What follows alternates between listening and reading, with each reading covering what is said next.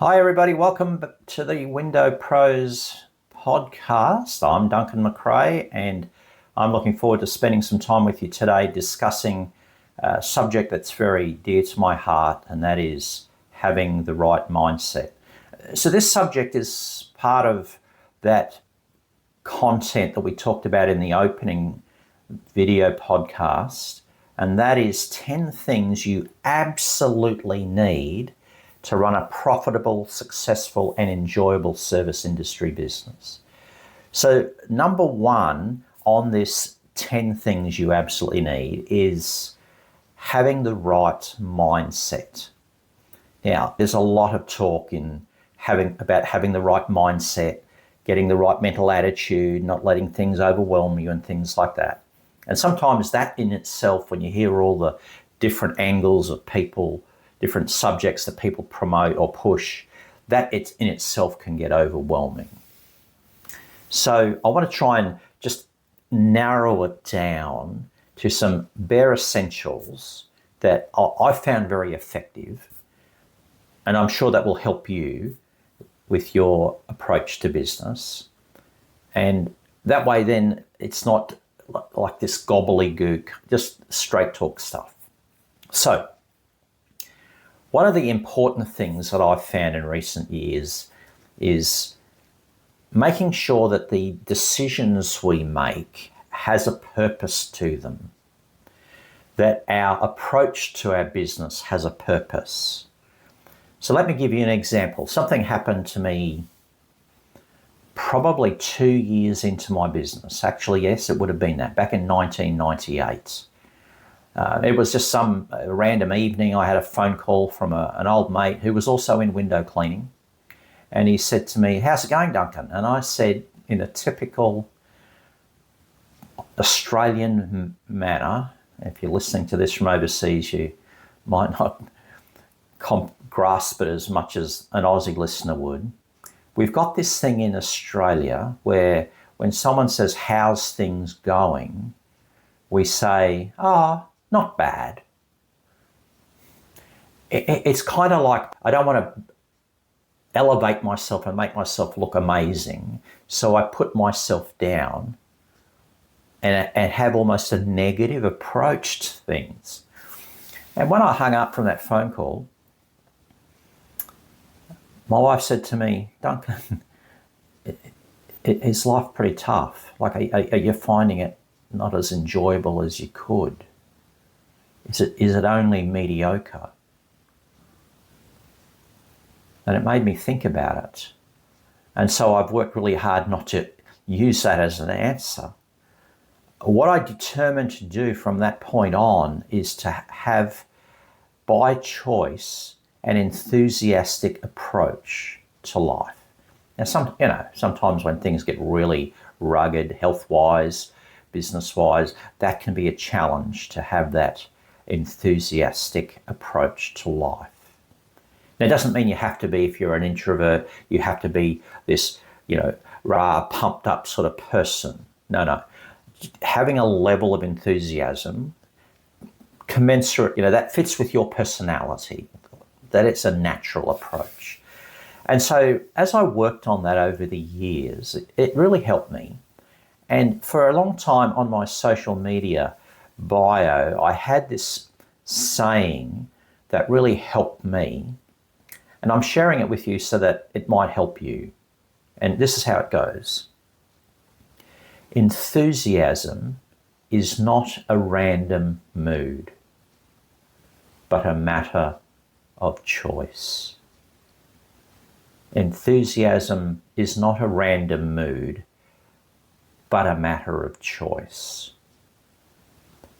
How do you get to that point? Well, it's all to do with how we see what we're doing and what has happened to us. So as I worked hard at that attitude, that motto of enthusiasm being a matter of choice, a couple of things happened which showed me that it was worth the effort. When I would turn up on a Monday morning to clean a retail, and I would talk to the manager, talk to the staff there. "How's your weekend, Duncan?" It's a good Aussie thing. "How's your weekend?" And of course, I'm trying to be enthusiastic, trying to make a choice. That's what it's going to be. And so I would say, oh, it was excellent. I had a great weekend. Even if nothing much exciting happened, it was just a regular weekend. Having that attitude started to be noticed by those people that I interacted with, to the point where they said, oh, that's right, you always have a good weekend. So it's a matter of changing how we think, our mindset. And it's really important that we endeavour to have that optimistic approach, because when I really started to work on that in the next few years, I met a window cleaner who was a real sad sack. Every time he said, so how's business? Oh, I hate my work. It's not going well. The prices are low. I'm working for nothing. So his whole approach to life, he was like that with life. He was like that with business. And if ever I worked with him because we did a job together, it was very easy for that negativity to rub off on you. So that attitude can be infectious, so that we see things in a negative light. And he never enjoyed his work. He never got jobs that were really well paid because he didn't believe that he deserved something. He wasn't going to go out there and make it happen. He didn't have that enthusiasm. He was like that with life in general. And so it affected his work, his business, and his personal life. I don't want you to have that approach to life. It's really important that we try to change how we see things so that we can have an optimistic and enthusiastic approach to life. It doesn't mean bad things won't happen, but it's how we view them that makes a difference. And this is what I've noticed has really contributed to having an optimistic view and having an enthusiasm despite the challenges we face. So a number of years ago, when my wife and I had some health issues, it was having this long-term view of things that got us through. And that's an important aspect. And that comes back to something I learnt early on in business, even before that phone call to that mate, or from that mate, is I went to a business conference at the Sydney Entertainment Centre in 1997. And I was just early on in business, and to spend $150 for a day for a business conference seemed a lot of money, and I didn't quite know whether or not this was going to benefit me, but it was remarkable, the impact. So at that conference, which was all day, speakers included General Norman Schwarzkopf from Desert Storm, a speaker called Brian Tracy, who is well known in the United States, but the pivotal one was Stephen Covey, who had written the book, The 7 Habits of Highly Effective People. And one of the key habits in that book is developing and living by a mission statement. So, sometimes you go into a business, I think McDonald's have it hanging up somewhere in their shops, but a number of businesses will have their mission statements in a frame on the wall, what their goal is to accomplish with their business. So in recent times, a writer by the name of Simon Sinek, he coined the phrase, know your why. So what is the reason for what you're doing? Why are you in business? What is the purpose behind what you choose to do? And there's a really important need. It's an important need for us to get to know what our why is, because if we don't have a motivation to get up in the morning on a cold, freezing day to go and clean windows, when it's blisteringly hot, as last summer here in Australia, to get up and know that you're going to be a dripping mess by 9 o'clock because it's so hot and humid? What is it that's motivating you to keep going? What's the why? Well, if we have a clear picture as to what it's for, then we have a motivation to keep going. And so even with this podcast, I've got a why. Why after all these years start a podcast, Duncan? Just go and clean windows. Sure. Why is it? You know, I want to inspire other window cleaners. I want to help them. And so my know your why with this, what does it look like for me? It's to help people enjoy their window cleaning business so that they find real motivation in what they do, something to that effect. Those kind of thoughts are going through my mind as I build this podcast. And so it is with all of us with regard to what it looks like. That can really help us with our mindset. Now, here's a few reasons why this is so important.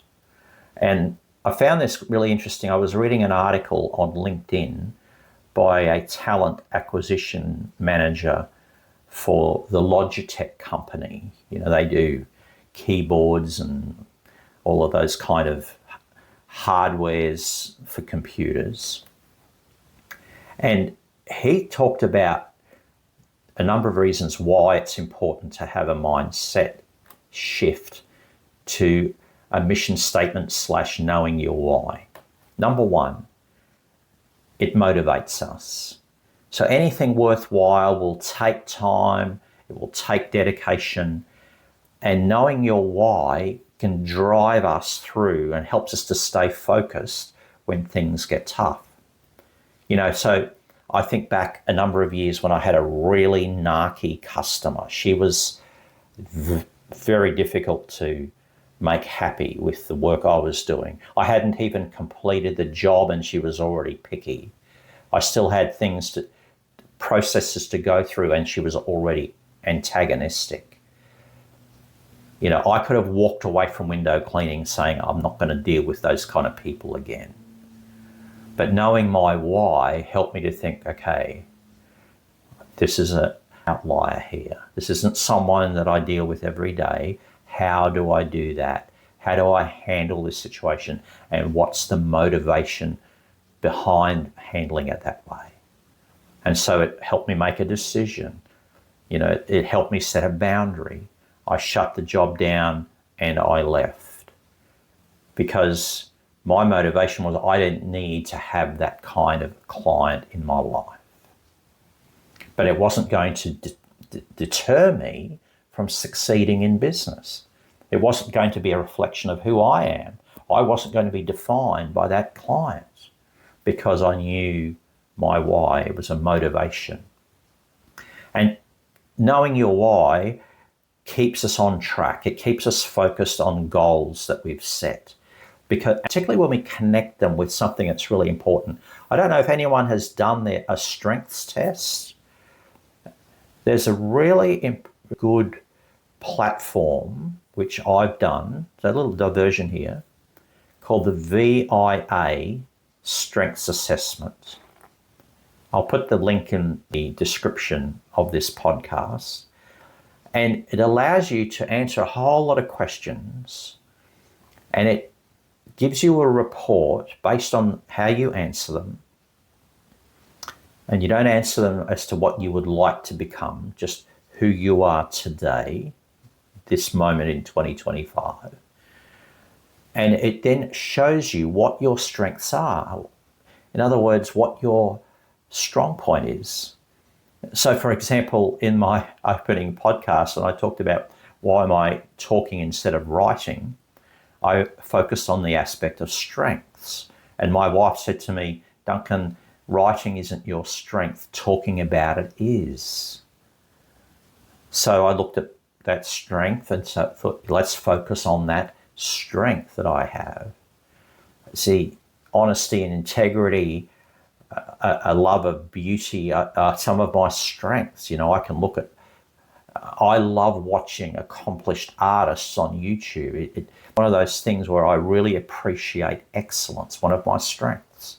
So when you work on that and when you marry that with your why, it enables you then to have a clear focus because, this is who I am as a person. These are my strengths. This is what I stand for with my values. This is why I'm working in this direction. And it helps you to be unique. You don't have to be like someone else. So in a recent podcast, I talked to Mark Easton, and he set up his business to suit his life. He didn't set up his business and follow a business pattern to copy someone else.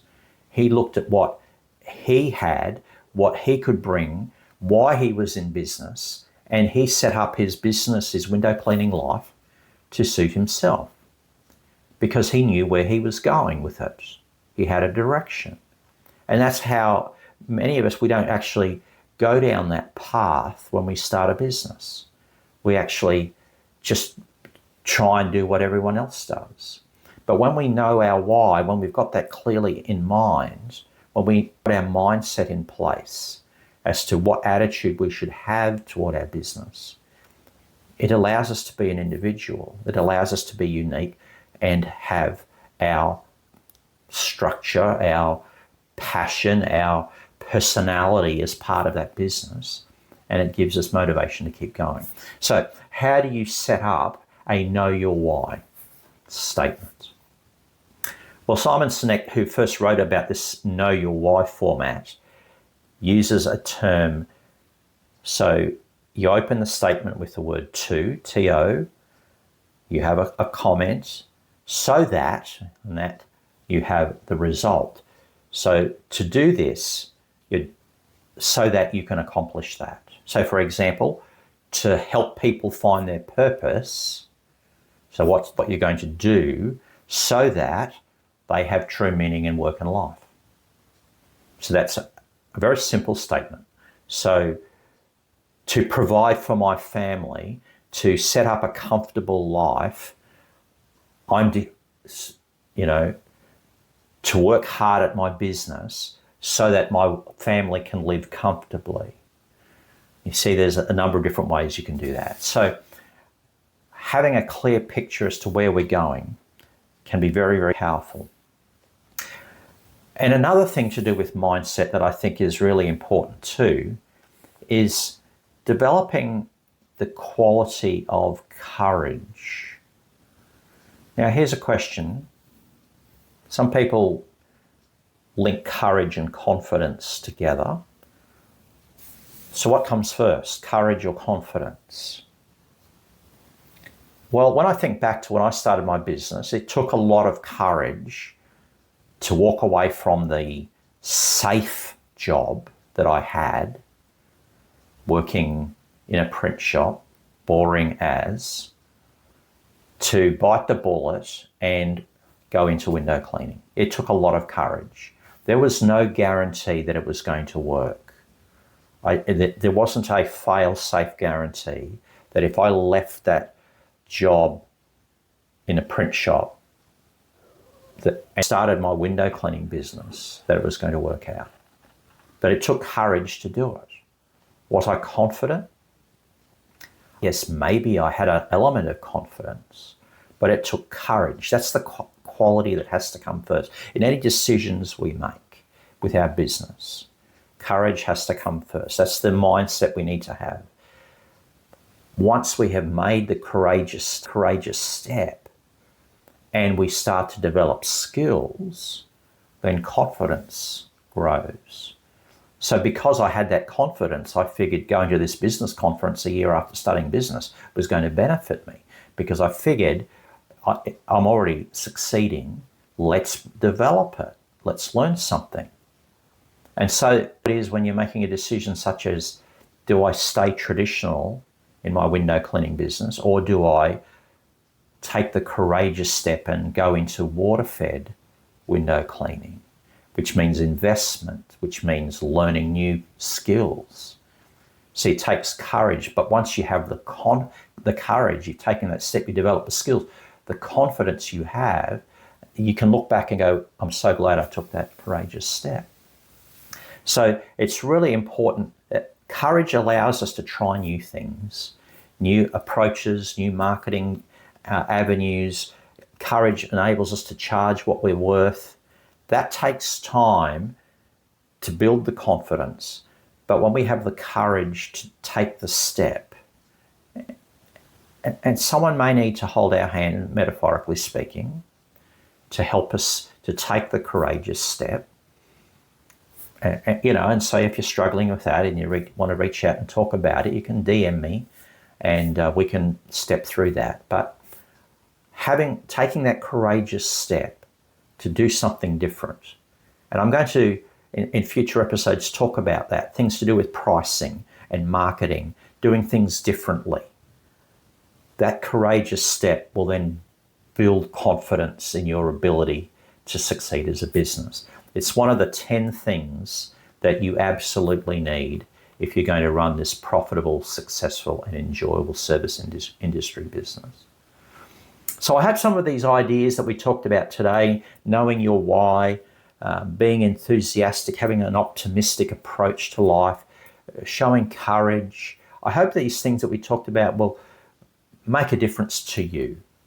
And if you've got some experiences that you've had with putting those things into practice in the past, if you listen to this podcast and go, yeah, Duncan, I agree, you're preaching to the converted, well, tell me about it. Share your story in the comments. Tell us what you've been able to do, how having a positive mindset has helped you in your business. And I'm sure that will benefit any other reader/listener to this Window Pros podcast. So thank you for listening. And if you think that this is something that will benefit someone else, feel free to share it and leave a comment. If you haven't subscribed, please subscribe, whether you're on Substack, Spotify, or any other platform you're listening to this podcast.